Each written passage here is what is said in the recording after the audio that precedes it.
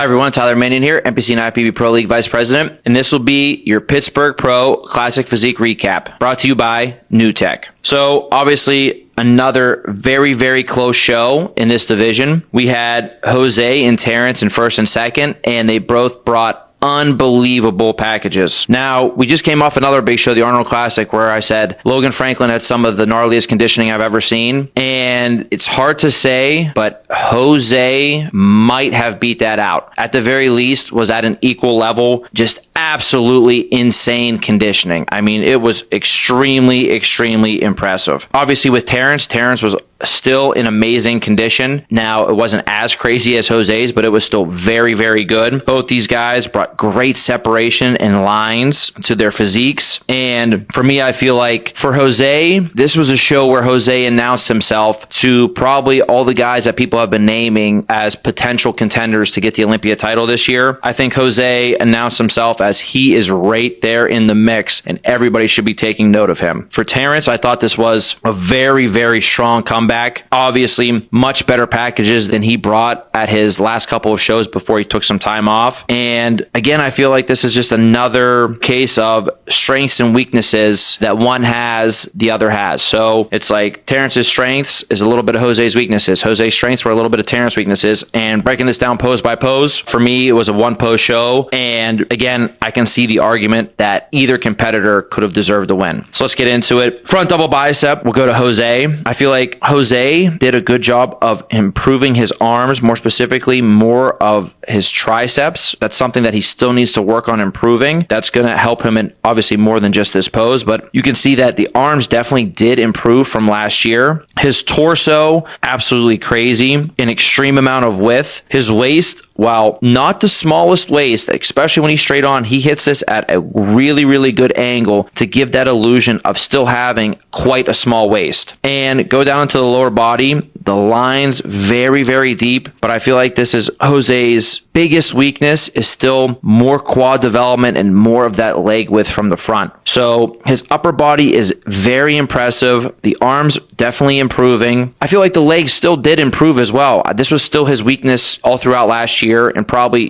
throughout his career, this is something he's been working on bringing up. And he definitely did bring it up a little bit, but when you still see it, it's still not, I would say, not perfectly balanced. Why do I say it perfectly balanced? Because this is one of Terrence's strengths. Go over to Terrence. Just look how balanced his upper to lower body looks. It literally looks like a perfect balance. Another guy that needed to improve his arms, and really, I think he did. I think his arms look great in this pose. They're balanced, at least, with his torso. He has great lats. His waist just super, super small. You see, too, something that I feel like makes this pop on Terrence front double bicep is that thickness to the chest that he's able to keep when he hits this pose. That accentuates more detail in his torso. Then go down into his lower body from the front. Quads are always crazy. Quads are deep. They're separated. He has great sweep, and the overall balance from the upper to the lower body, I feel like, is perfectly matched. So even though Jose brought a grainy condition, Terrence still has those deep lines and the separation. And because of that perfect balance, for me, Terrence takes this pose to make it 1-0. The next pose is the side chest pose. For me, I felt like this pose was super, super close between these two. For Terrence, he displays very good width from shoulder to shoulder. He displays good thickness to the chest. Now, his shoulders and arms have improved. I feel like he could still improve them a little bit more here, but they've definitely improved. Terrence has a very solid side leg. I feel like he could still display a little bit more leg width. Definitely more to the hamstrings. He can definitely use more hamstring drop here to really create that illusion. But again, conditioning and lines, very, very good. Now we move over to Jose.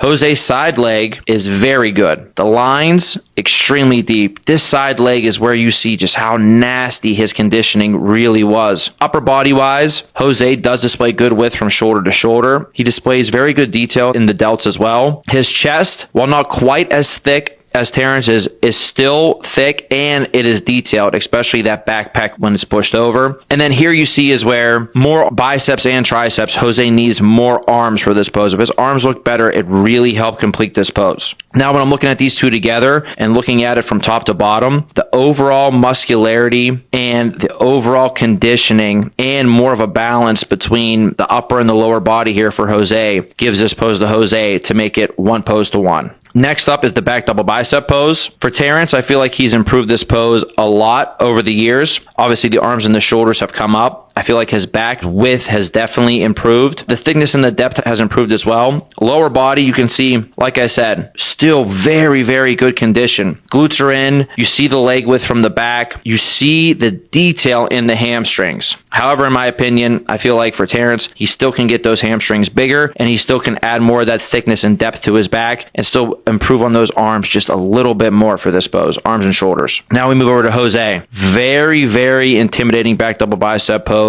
for classic physique. His leg width from the back is very impressive. His hamstrings are stripped out. I feel like he just has so much detail and thickness into that lower body. You'd say, wow, that's really impressive. But then you go up into his upper body, his back is insanely wide here. The thickness and the 3D look that he has to his back, extremely impressive. For me, I feel like this is always his strongest pose. I think it even improved from last year. I felt like the detail of his outer arms and shoulders really shine through in this pose. You can see how detailed they look. And Jose does have that good biceps peak. So in this pose, his arms actually look a good bit better than they do in other poses. I feel like this is where his arms look the best. They look much better than they do in the side chest, and they look even better than they do in the front double bicep. So for me, I don't know if there's too many people that are going to be able to stand next to Jose in this pose, in this division across the entire thing. So I thought this was a very clear pose for Jose to make it 2 poses to 1. The next pose is the ab and thigh pose. This was a close pose. Jose, you see that conditioning in the midsection. One thing that I said after I judged him in Spain last year was his abs were very flat. He really didn't have deep and separated abs. They were kind of more on the flatter side. That was not the case at this show. The abs were deep. The abs were separated. Very impressive upper body in this pose. Again, we go down to the lower body, and like I said before, for me, the legs just look a little bit too thin here. Just needs more of that leg width. Man, if that leg width comes up, I feel like he's hanging in this pose with anybody too. Then now we go to Terrence. Again, from the front, you see how he hits this pose. That thickness and pop to his chest. While Jose's chest still looks solid, that thickness and pop to Terrence's chest gives that extra detail. It makes it look like those lats are coming out more. They're more defined. There's more depth to them. Coming down into, again, he has one of the smallest waists in classic physique. Abs are in, they're detailed, they're separated. And then the lower body, I just feel like perfectly matches the upper body. His quads from the front are absolutely incredible. And they're incredible not because they're the biggest. It's just because they're the perfect matching size to his upper body, and obviously the sweep and the shape and the fullness to him is very good. So for me, this pose still goes to Terrence to make it 2 poses to 2. Finally, the last pose is the favorite classic pose, and again, it's just really, really impressive poses by both. I really like how Jose's upper body looks here. He picks the right arm to display too. The lats coming into the waist. He hits that with his hips angle to make the waist appear smaller. His leg placement, I think this is the best he can do for his leg placement to make his legs look as big as they can. The detail and the conditioning was really, really awesome here. And his overall size too is very good. So made it very hard. Terrence's favorite classic poses, again, just show off all of his aesthetics, his overall balance, his overall detail and conditioning, his overall lines. Just very, very pleasing. I felt like this was a super, super close pose, even though they're both hitting different poses. Why? Because again, they're showing off their own strengths. So they both do a very good job of this. I mean, Terrence, when he hits this side tricep variation kind of facing to the front, you see all the detail like in the shoulders, the arms, the chest, again, the midsection, the waist, and then that lower body to balance. And I just feel like for me, I gave Terrence's pose to make it 3 to 2. And it's really the smallest difference is the overall balance in the physique. I feel like it's really important for the classic physique division, and his conditioning was still very, very good. So it wasn't like Terrence was off in any sort of fashion. His conditioning was awesome. Everything was in. Jose's overwhelming condition was so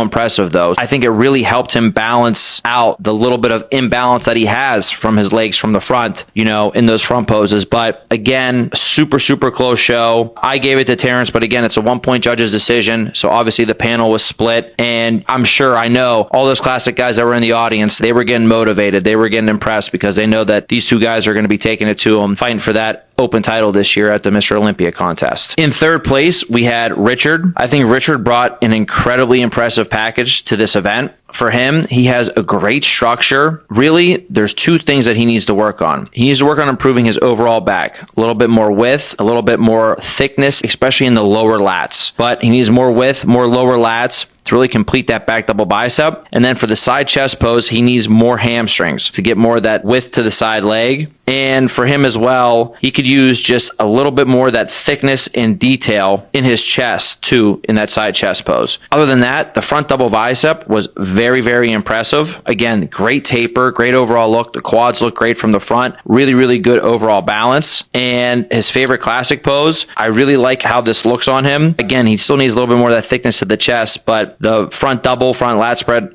hybrid variation looks very, very good on him. Really, really good balance. I think great balance between the upper and the lower body. Very, very strong, can hang with a lot of people. And his ab and thigh was also very impressive as well because he has a great waist and he has very solid abs. So for Richard, I would say keep doing what he's been doing. I felt like he came here and he kind of flew a little bit under the radar. He was a guy that, just missed out on being in the top 15 at the Olympia last year. Not that many people, I think, know, but hopefully after this weekend, he is on a lot of people's radars because, in my opinion, he improved from last year and he is a dangerous guy going forward because of his overall balance and structure, and he brings a lot of great detail in a lot of his body parts. And then finally, in fourth place, we had Brady. Brady brings a really, really crazy upper body. So the only thing is it hurts him a little bit because his upper body is so crazy. His lower body, his legs just look a little bit on the thin side. For him, his waistline's a little bit wider, but he's really, really wide through the lats, so he's able to counteract that. He could use just some more leg width from the front and continuing to bring his waistline in. Then Brady also had really, really good conditioning. The top 4 guys in Classic all had great conditioning, but his conditioning was really, really good. He had very, very deep separation all throughout his physique. I feel like for the ab and thigh, he did a good job of, he hits more of the one hand overhead variation, does that to kind of minimize us seeing the width of his waist. Obviously, they could still come in a little bit better. The abs could be a little bit more separated in detail in there, but he has good detail through the obliques and everywhere else. For him, he brings a very, very impressive back double bicep pose. Why is that? Because his back is really, really good, very thick, a lot of depth to it, a lot of width to it. So for him, I feel like that's a very, very strong pose. Obviously, again, the leg width from the front, it stands the same thing. The leg width from the back, he still needs to improve on that. And then finally, the side chest pose, he just needs to really focus on adding more thickness to the chest. When he does that, it's going to be a pretty impressive pose for him because his side leg is also pretty good. Now, for me, I feel like Brady can still add a little bit more width to that side leg, and I think that's just going to happen as he's trying to add the leg width from the front to the back. But the chest is the main thing he has to focus on improving the thickness here because the outer arms and shoulders are pretty solid. He displays really good width from shoulder to shoulder, and it's just making sure he stays in balance with his big upper body to the lower body. But conditioning, like I said, was really, really good, and the muscularity and the amount of depth that he brought to a lot of poses was very, very solid. Overall, I felt like even below the top 4, these Classic guys really brought good looks to the stage. So very impressive class, and again, it just shows how exciting this division is.